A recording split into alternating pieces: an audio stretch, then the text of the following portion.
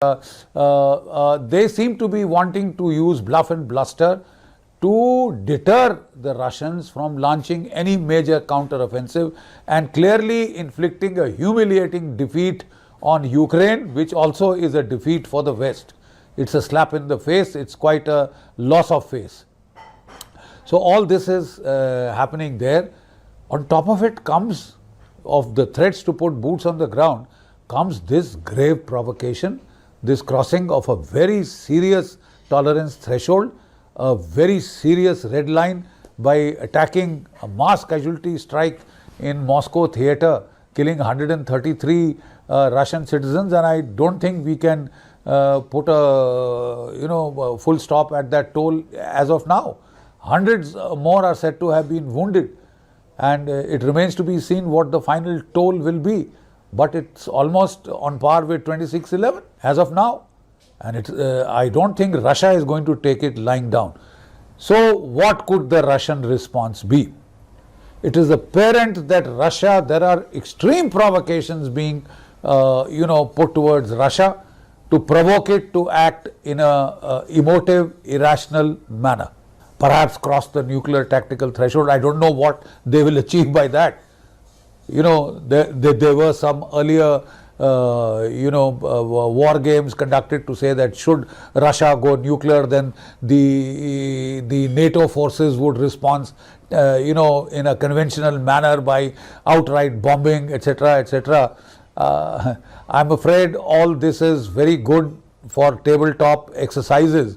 It would be extremely dangerous and extremely foolish to put such antics into actual use on the battlefield, because there is no saying how the other side reads or misreads you. Serious misperceptions could be caused, leading to very massive and unplanned for accidental escalation. So what are Russia's response options?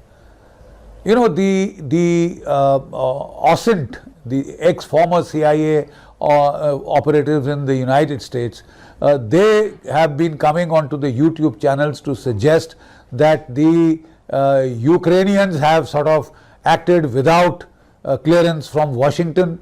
They have started in a very horrendous way, trying to escalate and create problems even for the United States. But that does not seem so, because of the very prompt denials that we got from the United States. But the fact of the matter that they are saying is that they are also more or less virtually admitting that the Ukrainians are involved. And what could the Russian response be? The former CIA operatives in the United States are mentioning that Russia could very definitely give a very rational, very coldly logical kind of a response, a hard-hitting response, in terms of attacking the headquarters of the intelligence services and the defense ministry, etc., the political leadership, especially the operational leadership in the intelligence, which could be behind this particular mass casualty strike in Kyiv, in Ukraine. And there are, as was being said by former CIA operatives, 12 CIA stations in Ukraine, which the Russians know of, and which they could also target in retaliation. Shalom family, shalom, shalom. It's your brother Yawasop coming at you in another video. Want to give all praise, honor, and glory to the Most High Power of Israel, Yahweh, Ba'ashem, Hamashiach, Yahweh Shai, Ruha Rukakodash. Double honors to the mighty men, the elders, and the apostles in the community, waking up the lost sheep, the house of Israel in these last days. Peace and blessings to everyone doing this truth and humbleness, sincerity. Again, I'm going to say shalom. It'll be very short. We're looking at this short video segment. It's gone viral, and a lot of truthers, I believe, was already pushing this out, that this conflict with Ukraine and Russia, you have the post-terrorist attack, which I've been doing videos on as of late, excuse me.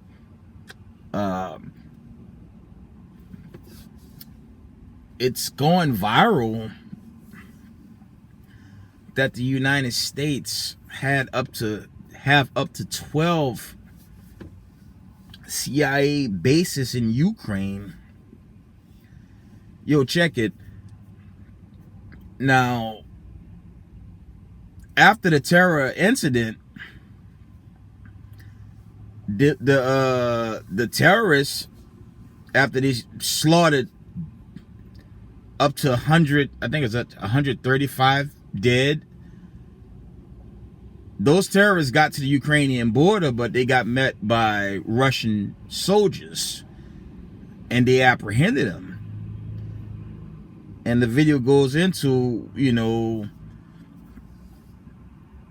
what was really said. Now, they didn't say particular, you know, during the interrogation what was said, but we could only imagine the names of U.S. personnel coming out that may have had their hand in this Moscow terror attack, because I've been warning, this is going to lead to greater judgment, chiefly that big one.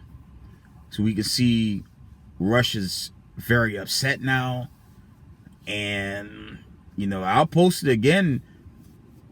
Russia has admit their nuclear arsenal is more advanced than the United States of America. С военно-технической точки зрения мы, конечно, готовы. Они у нас постоянно находятся в состоянии боевой готовности. Это первое. А второе, и это тоже общепризнанная вещь, наша триада, ядерная триада, она является более современной, чем любая другая триада. А таких триад только вот у нас, да, американцы, на самом деле. И мы здесь продвинулись гораздо больше. У нас она более современная. Now we've entered to a phase of the war where, you know, Russia is about to show great aggression. Now, they're going to destroy Ukraine. I don't believe they're going to destroy Ukraine. I've been saying this over and over. They're going to annex Ukraine as they did Georgia around 2013 and 14. They're just going to take it back. But because America's hand in funding Volodymyr Zelensky, okay, and America's hand in this other conflict as well, that's causing the nations to set up in the Valley of Decision, this judgment day is going to happen. Okay? And saying that, I'm going to read a few scriptures and we're going to wind this video down. But family, stay in the commandments. Actually, I want to read a few key scriptures.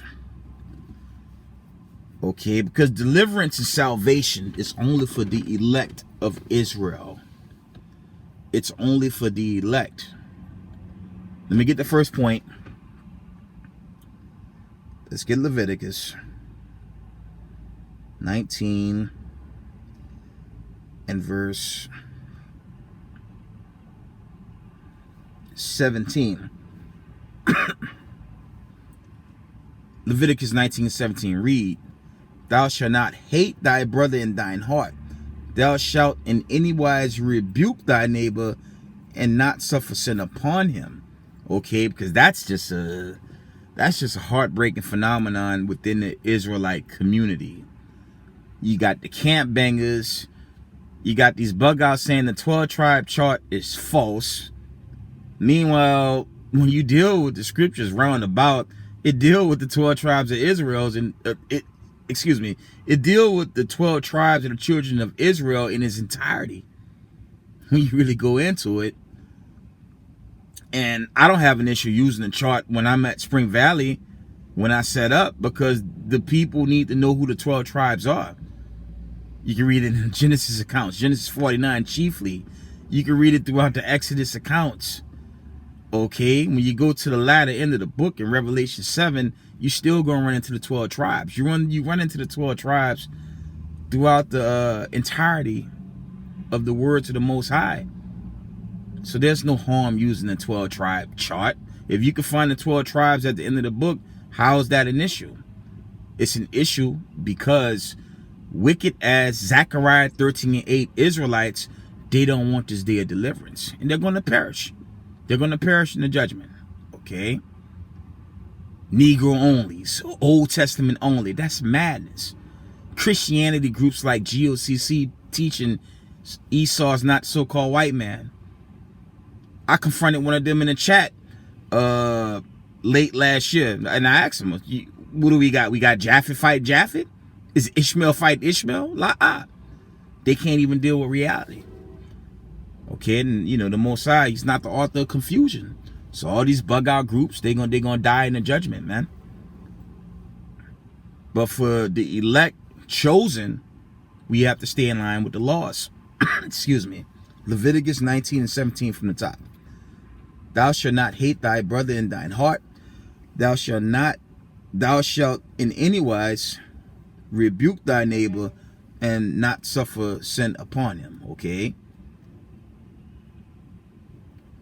Verse 18. Thou shalt not avenge nor bear any grudge against the children of thy people, but thou shalt love thy neighbor as thyself. I am the Lord. And that's Israelite to Israelite.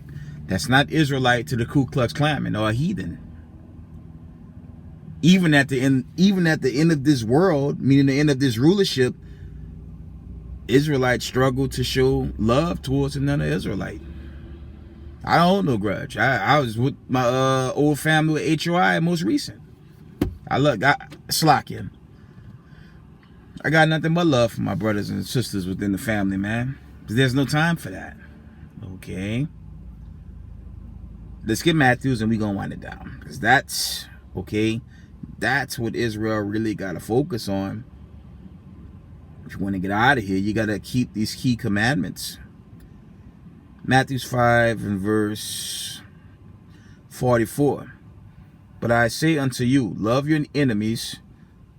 From the top. But I say unto you, love your enemies, bless them that curse you, do good to them that hate you, and pray for them which despitefully use you and persecute you. And again, that's Israelite against Israelite. That's not Israelite and the Ku Klux Klan man looking to be friends after they lynched a nigga on the tree. Not happening. Israelites that's looking for this exodus, and it's coming. We have to learn to be humble and sincere and love one another as a fellow brother and sister in the truth, and stop looking to combat every goddamn thing. Because see that all the time in the community. And, you know, those that's not going to get delivered, they're going to combat the day of the Lord. And, you know, it's heartbreaking to see scoffers go into congregations, live streams with bullshit, trying to just create confusion while, you know, the great multitude dealing with the elect, we're crying for salvation. We're not trying to stay in Babylon the Great. We see the direction this place is going, man. That Baltimore condition, that's one of many more greater judgments that's going to hit this place, man. And that was a big one. They saying up to 10 or more years to repair it. And the Lord ain't gonna have that thing repaired because he's slacky. He's gonna continue to further the judgment. Okay, this place is going down, man. Tell you that Revelation 8, the 18th chapter, man. It's become the habitations of devils, man. And whole afoul of every cage and hateful bird. Let's get that. Let me say that correct. We gotta stay in line, man. That's all I'm telling y'all. You know, this could be a short one, but consider this war, the aftermath of that terrorist attack. Something real serious is coming. I'm telling y'all, a big time judgments are coming, and ultimately, a big judgment's going to follow suit.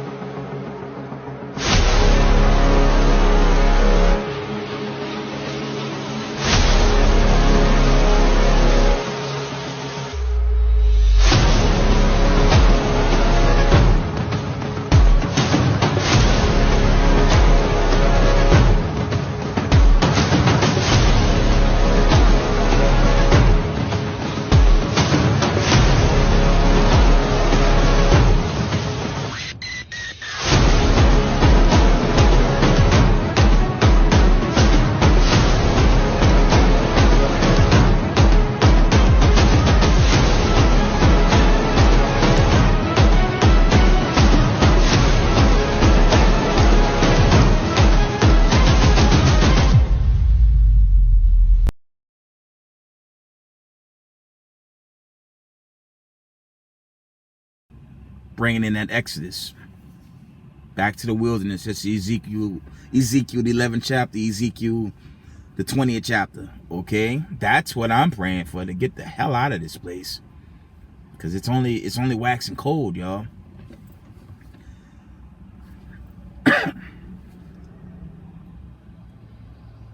Revelation chapter 18 and 2, and it reads, "And he cried mightily with a strong voice, saying, Babylon the great is fallen, and is become the habitations of devils, and the hold of every foul spirit, and cage of every unclean and hateful bird." Verse 4, "And I heard another voice from heaven, saying, Come out of her, my people, that you be not partakers of her sins, and that you receive not of her plagues," man. Because America's being severely judged, and it's only going to escalate, family. It's only going to escalate. And when you go down to verse 8, it tell you in 1 hour, man, the Lord gonna put this place away. A lot of people anticipating the judgment now, but you know the end's not yet. When you go into Matthew's 24th chapter, it's gonna happen when we least expect it. Okay. Well, with that, go give all praise, honor, and glory to the Most High God of Israel, the Most High power of Israel, the God of Abraham, Isaac, and Jacob, Yahweh, Ba'ashem, Hamashiach, Yahushai. Double honors to mighty men, the elders, and the apostles in the community, waking up the lost sheep of the house of Israel in these last days. Peace and blessings to everyone doing this truth and humbleness and sincerity. Israel, I love y'all. We got next. Shalom, family.